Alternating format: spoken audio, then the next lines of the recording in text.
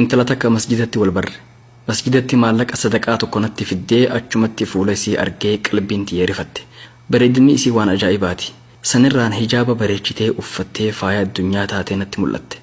Eegasii intala tana faana dhawee eenyummaa isii qoradhe. Abbaan isii imaama masjidaati.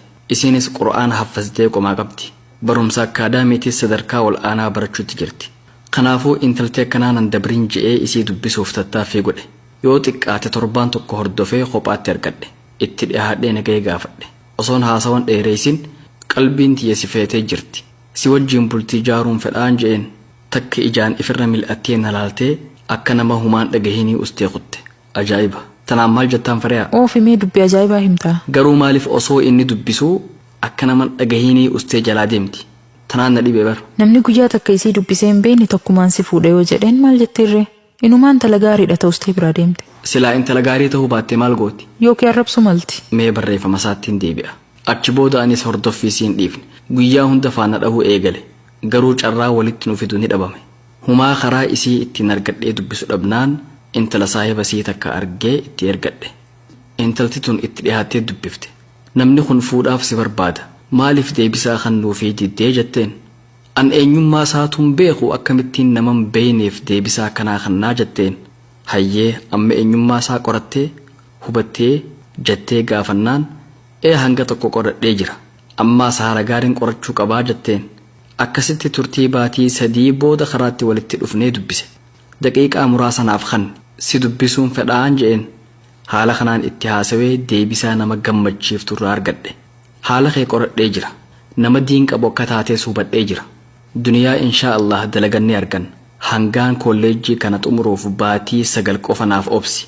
Gaafa kolleejjii xumure manguddoo ergachuu dandeessaa naan jette. Anis gammachuun if wallaalee itti maramuuf itti utaallaan na jalaa utaaltee achumatti narraa dhaabbadhu. San gaafa nikaa godhanneef kaayedhuu naan jette. Akkana intalti dubbiin galteef qaamni sii qaaliidha. Abbaan fedhe harkaan tuquu hin danda'u. Maasha Allah. Innillee gammachumaan dagame malee waa dilas nama hamaan fakkaatu. Ta'ullee of to'achuu danda'uu qaba itti fufme. Gammachuun tiyyata duraa daran taate. Sababaa gammachuu daangaa dabarteetiif waan rabbiin hin hayyamnetti if darbuu kiyyaaf ifitti qaanfadhee dhiifama naaf godhi. Gammachuutu if na dagachiiseen je'een telefoona sii irraa fuudhee adda yaane. Eega haala kanaan ahdii waliif seenne baatii 4ffaa keessa jirra. Yeroo hedduu telefoonaa wal dubbisna. Yeroon ani telefoona dhahuuf hunda daqiiquma waa xiqqoo na dubbistee nageetti naan jetti. Ani immoo osoo naaf tolee sa'aa dheeraa wajjin haasa'uu fedha. Amma dubbiin jabduun gama keessan na fidde as bira jirti.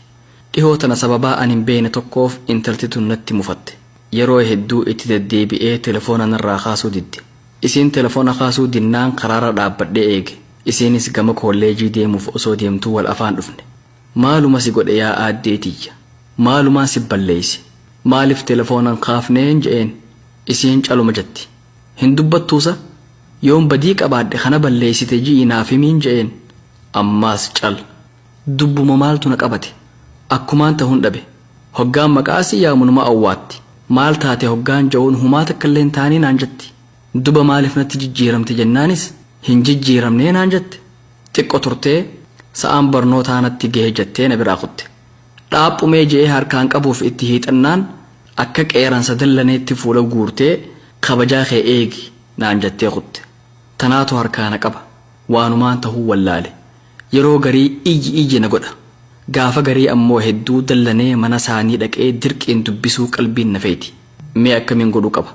Haala kamiiniin intala tana araarfadha. Dhiifamaas gaafachuuf badumatii yaa hin beeyne. Mee furmaataan na dhaqqaba. Galatooma.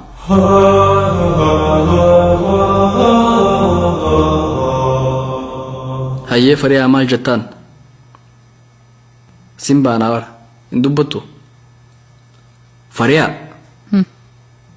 Maal hin dubbattu? Ajaa'iba rabbiiti. Samaal taate? Homa. Dubbadhu gaa? Dhiiroo maali dubbiin akkanaa? Abul Kheer. Intalti dubbachuu didde akkam goona? Teetunis dubbii biraati. Kunoo intalti yoo nama jalaa dubbachuu didde waan akkanaattu nama dhagahama. Hedduu nama dallansiisa. Hubattee amma yennuu isaa? Hubadhe. Duba tanaaf dubbachuu didde? Dhageeffattoonnis miira iyyataan kun keessa jiru haala gaariin akka hubatan fedheeti. Waan gaariidha. akka hundattuu iyyataa kanaan maal jettame? Dhiirri hedduu amala dubartootaa kan hubachuu dadhabee bultii ofii diiga. Dubartiin beektaa akka dhiiraatii miti. Mee akkam jette? Hormooniin dubartii waanuma xiqqoon jijjiirama. Yeroo heediin itti dhufu jijjiirama hormooniitu amala dubartii jijjiira. Yeroo ulfaates jijjiirama hormooniitu jira.